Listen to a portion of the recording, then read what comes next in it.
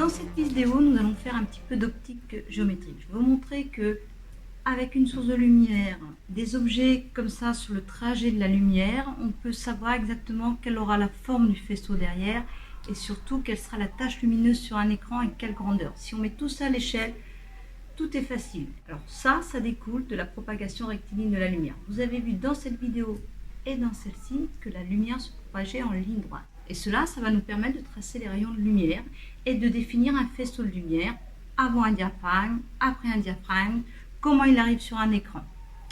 Donc je vous montre tout ça de plus près. Alors, ici on a une référence 0, ici 40, ici 60, 80 et 90. Et je place l'écran troué à 40 cm.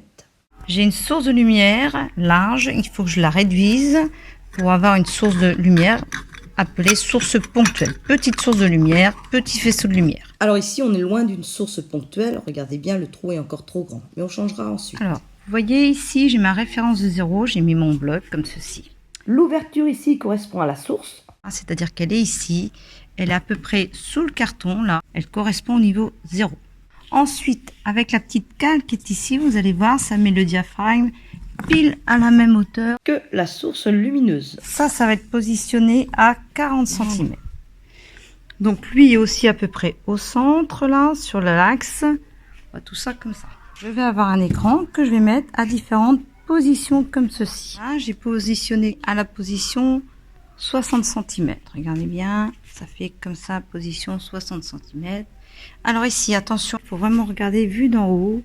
Vue d'en haut, regardez, là, je suis pas mal, là. On allume la lumière. On a un faisceau de lumière qu'on voit pas. Vous savez tous qu'il faut un milieu diffusant pour le voir. Ça, vous l'avez dans cette vidéo. Donc ici, on voit pas le faisceau de lumière, mais on voit la tache lumineuse qui arrive ici. Et on va essayer de voir si cette tache lumineuse a bien la taille qu'on imagine. Tout ça en faisant des tracés de rayons, en faisant de l'optique géométrique. Mais auparavant, nous allons quand même essayer de voir ce faisceau de lumière. Et je vais choisir, vous voyez ici, des petites gouttelettes d'eau qui me servent de milieu diffusant et qui renvoient la lumière par diffusion dans toutes les directions. Ce qui me permet de voir, vous voyez, les bords du faisceau après l'ouverture. Et on va aussi se mettre de l'autre côté pour les voir avant l'ouverture, comme ceci. Vous voyez bien les bords rectilignes du faisceau. Donc nous allons procéder à une mesure à 60 cm. Quelle est la taille de ce rond? Là j'ai le diamètre du rond. On est à 10,4 cm. J'éloigne l'écran. Donc j'ai mis l'écran cette fois-ci à 80 cm. J'ai pas touché à l'objet. Évidemment, la tache lumineuse est plus grande. On est à peu près, donc je prends là où c'est le plus grand. On est dans les 14,3 cm. Et maintenant j'éloigne à nouveau. Donc j'ai éloigné, hop, une tache encore plus grande, je suis maintenant à 90. Alors là j'ai une règle qui commence à 11, je mets le 11 au niveau du début du rond, 11 ici, et on arrive à peu près à 27,4, ce qui fait 16,4. Et on va tracer les rayons, on va voir si tout ça est à peu près logique. Alors notre source n'est pas vraiment ponctuelle, elle fait 8 mm. Et l'ouverture ou notre trou dans l'écran fait 6,4 cm à peu près, 6,3, 6,4. Ici, j'ai bien fait une ouverture de 6,4, 6,3, 6,4. Voilà. Et on va tracer les rayons de lumière qui partent de la source et qui arrivent à l'écran. Alors vous voyez le trou fait correspond au diamètre du rond, voilà, comme ceci. Donc ici, j'ai tracé les rayons lumineux comme si j'avais une source ponctuelle. Donc des rayons qui partent dans toutes les directions. Les seuls qui passent sont ceux-là. Tous ceux qui passent ici, jusque celui-ci. Donc le faisceau de lumière est entre les deux traits rouges ici. Et si je reporte mes mesures, ici nous avons mesuré une tache de 10,4 cm à 60 cm. Donc c'est les deux petits traits qui sont ici et ici. Ici, nous avons mesuré 14,3 cm, ici et ici. Et là, 16,4 cm, ici et ici. Et on constate que les taches lumineuses que l'on a mesurées sont plus grandes que ce que l'on peut trouver en traçant les rayons de lumière et en tenant compte de la propagation rectiligne de la lumière. Et ceci est dû au fait que la source n'était pas ponctuelle. Alors, je vais vous le montrer expérimentalement, mais d'abord sur le papier. Je vais simuler sur le schéma une source plus large. J'ai fait une petite épaisseur à la source et j'ai tracé vraiment les rayons qui peuvent arriver ici, passer ici. Voilà, donc en fait, par rapport à la tache lumineuse dessinée théoriquement, j'ai bien une tache lumineuse plus grande. Voilà, donc source ponctuelle, rayon intérieur ici, et source non ponctuelle ici. Et maintenant, je vous le montre expérimentalement. Je suis à la position 80. On a mesuré 14,3 cm avec ce genre de source large comme ceci. Et on va s'amuser à changer les diaphragmes. Et nous allons changer l'ouverture manuellement. C'est comme si on avait un diaphragme dont on fait varier l'ouverture. Gros, et ici plus gros, et ici. Et on va aussi s'amuser à l'enlever. Vous allez voir que la tache qui est ici va changer de dimension. Alors nous commençons avec la source comme on a fait toute l'expérience. Et là on a bien les 14,3 cm. Et pour pouvoir comparer, je mets deux repères. Donc ça, c'est la source qu'on a utilisée pour toutes les expériences. Et maintenant, j'enlève le disque troué. Voilà, c'était ça qu'on avait. Et sans regarder, on voit tout de suite que ça s'est élargi. On est avec maintenant, on a de l'ordre de 16 cm. Et vous voyez, la zone grisée qui est ici augmente, puisqu'en fait, on a une source large. Alors ça sera expliqué dans une autre vidéo. Mais on a des zones un petit peu de pénombre ici, parce qu'il y a des endroits de la source qui l'éclairent et d'autres non. Ici, on a vraiment une zone complètement éclairée. Et maintenant, je vais prendre celui-ci. Donc, vous voyez, par rapport à celui-ci, je vais prendre plus petit. Donc, vous allez voir, normalement, ça va se resserrer. Allez, je le mets. Voilà. Donc, on voit tout de suite, c'est plus petit. On n'est plus qu'à 13,8 cm. Et maintenant, je prends celui qui est comme ceci. Donc, on a encore diminué. On a un faisceau de lumière plus net et une tache lumineuse d'environ 13,4 cm. Ça. Et enfin, le tout petit comme ceci, qu'on peut assimiler presque à une source ponctuelle, mais pas tout à fait. Vous voyez, tout est net comme beurre. Et là, on n'a plus que 13,3 exactement. On éteint la lumière. Alors, vous voyez, la tache lumineuse est évidemment moins lumineuse, mais les bords sont très nets. Alors, je vais mettre ici et ici. Et je vais rallumer la lumière pour mesurer. Et là, on n'a plus que 13,3. Pour montrer la différence, on va faire dans l'autre sens. Sans lumière dans la salle, regardez bien, les bords sont nets. Maintenant, j'enlève le diaphragme. Il n'y a plus, attention, de petite route devant la source. Et vous voyez toute cette zone grisée, comme j'ai parlé. Et là, évidemment, la tache lumineuse est plus grande. Donc, quand on trace les rayons, on considère que c'est une source ponctuelle. Et quand on réalise l'expérience, il faut s'approcher le plus d'une source ponctuelle. Voilà le petit trou qu'il y avait devant la lumière. Voici celui où j'ai fait toutes les expériences. Donc évidemment, toutes les mesures qu'on a eues étaient un tout petit peu... Alors je vais vous replacer celui-là, regardez bien là. Et bien là, là. Et je mets celui avec lequel on a fait toutes les expériences. Et là, alors la partie grisée est moins importante, mais voyez, on s'est rapproché. D'accord? Là, on était là, on était là. Et voilà, c'est mieux, mais c'est pas parfait. Le mieux, ça a été avec ça. Mais avec ça, on a moins de lumière, donc moins facile de faire les mesures. On va remettre la distance à 90 cm avec l'ouverture qu'on avait. Je remesure. On avait trouvé 16,4. Donc là, on est à 16. Voilà, 16,3. On ne met pas toujours dans la même position. Et attention, je mets le petit diaphragme.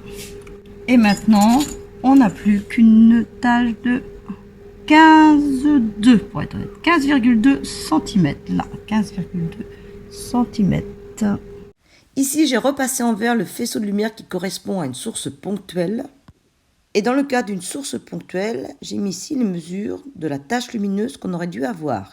14,4 cm pour la distance 90 cm et 12,8 cm pour la distance 80 cm.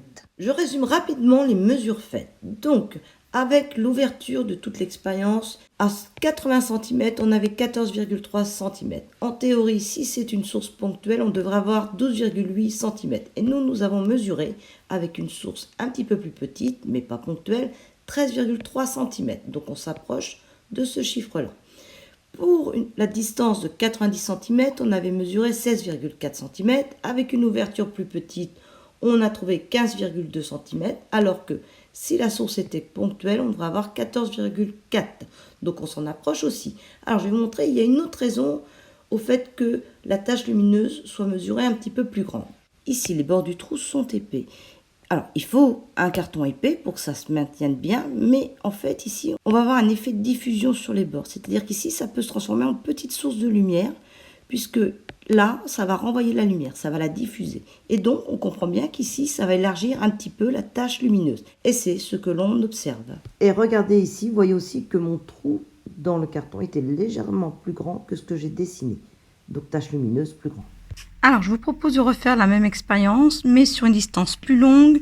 Donc ici, nous avons un écran. On est placé à 3 mètres exactement. Et je mets en sorte mon diaphragme ici, de manière à être à 3 mètres. Et j'ai placé ici mon ouverture en rond à la position. Il faut que je me mette à 260 pour être à peu près à 40 cm. Et voilà ce que ça donne vue d'ensemble. J'allume pour vous montrer déjà comme ça. Tac, et on voit la tache lumineuse là-bas. Et maintenant, vous comprenez mieux pourquoi j'ai fait le choix de prendre une source de largeur 8 mm pour, sur des distances comme ça, avoir quand même un faisceau de lumière important. Quelle est la taille de cette tache lumineuse? Plus simple, c'est de faire un petit repère rouge ici, un autre de l'autre côté, les deux extrêmes. Je mesure, donc c'est les deux marques rouges qui m'intéressent. Je mesure précisément. Donc là, je suis bien. Tac. Et là, j'ai environ, c'est 46,3. Et maintenant, pour vérifier cette mesure, on peut faire, on a vu tout à l'heure de l'optique géométrique, on pouvait connaître la taille des taches lumineuses très facilement en traçant les rayons comme ceci. Mais là, il faudrait aller jusqu'à 3 mètres. On peut, mais je vais vous montrer une autre façon de faire. Alors, ici, quand on a un faisceau lumineux comme ceci, on va le couper en deux. Et là, on va faire un triangle. Ici, un triangle à angle droit, un triangle rectangle. Ici, on a un angle alpha. À l'opposé de cet angle, on appelle ça le côté opposé. Ça, c'est le côté opposé. Ici, c'est le côté adjacent. Et le trait le plus long ici correspond à l'hypoténuse. On dit que c'est le côté opposé à l'angle droit qui est ici, ou c'est les plus grands côtés du triangle rectangle. Voilà. Et on a une relation qui est tangente alpha égale côté opposé sur côté adjacent. Côté opposé sur côté adjacent. Si on prend les dimensions qu'on a, là on va faire la vue de dessus. Puisqu'on a mesuré la largeur, on va s'occuper de la vue de dessus. Donc nous on a mesuré cette largeur-là. Pour l'instant, on va prendre la demi-largeur. On a un angle ici. Je vais appeler ça A1 ici pour la distance de 40 cm. Donc c'est notre ouverture ici. On a mesuré la tache lumineuse par ici. Notre ouverture ici, ça va être le côté opposé et D1, ça va être le côté adjacent. La tangente à cet angle alpha est égale à A1 sur D1. Si on prend maintenant l'endroit où on a mesuré la tache lumineuse, la moitié ici, on va appeler ça A2 pour la distance de 90 cm.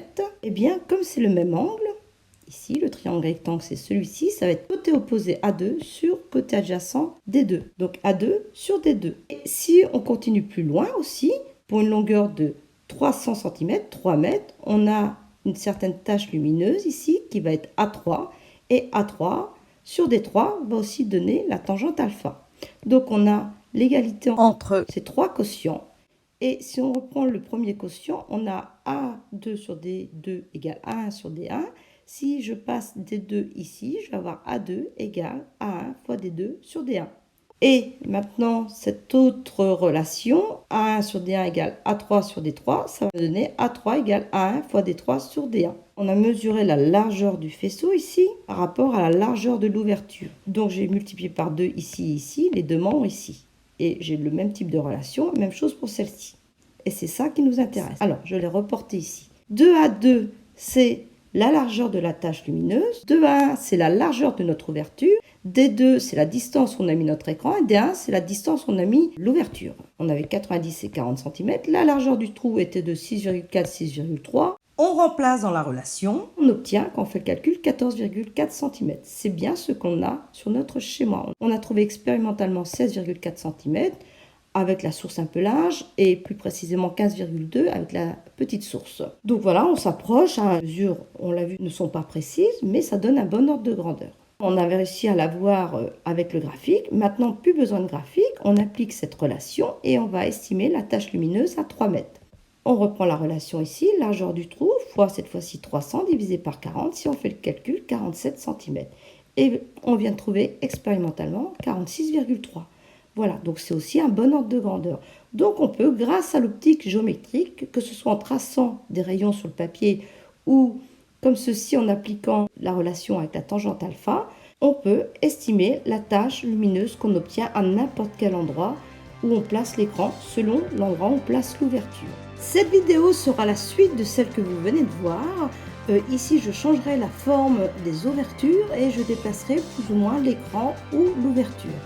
Alors, vous avez d'autres vidéos sur la lumière, je vous en montre quelques-unes. Pour y accéder, il suffit d'aller dans la playlist lumière.